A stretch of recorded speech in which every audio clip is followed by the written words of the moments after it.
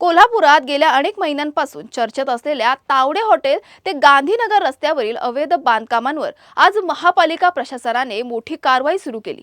महापालिकेच्या हद्दीतील अनधिकृत बांधकामांवर विशेष मोहीम राबवत जेसीबीच्या सहाय्याने इमारती पाडण्यास सुरुवात करण्यात आली। उच्च न्यायालयाच्या कोल्हापूर सर्किट बेंचमध्ये याचिका दाखल केलेल्या तसेच निवासी मिळकती वगळून उर्वरित अनधिकृत बांधकामांवर महापालिकेने हातोडा चालवला आहे। आजच्या कारवाईत 8 ते 10 इमारती पाडण्याचं नियोजन करण्यात आलं।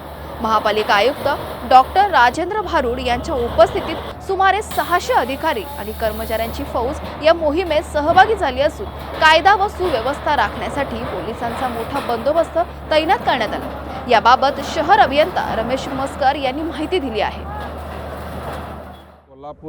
कोल्हापूरमधील तावडे हॉटेल आणि गांधीनगर परिसरातील जी बांधकाम अनधिकृत झालेली आहे त्याबाबत मान्य सर्वोच्च न्यायालयाने ती महानगरपालिकेच्या हद्दीमध्ये असल्याचा आदेश देण्यात आले होते। त्या अनुषंगानं याबाबत एकूण 244 बांधकामं या ठिकाणी आढळून आलेले आहेत। त्याबाबत त्यांच्यावर रितसर न्यायालयीन कामकाजाप्रमाणे त्यांना रितसर MRTP अंतर्गत नोटीसा देण्यात आलेल्या आहेत। त्यानंतर देखील त्याच्यामध्ये मान्य उच्च न्यायालयामध्ये रिट पिटिशन दाखल करण्यात आलेलं होतं।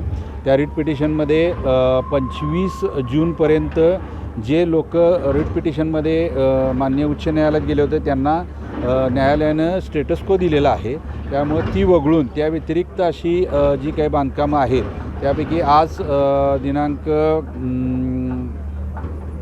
22 जून रोजी 18 बांधकामावर आता कारवाई करायची की जी आत्ता यामध्ये उच्च न्यायालयामध्ये महानगरपालिकेच्या विरोधात केलेली नाही।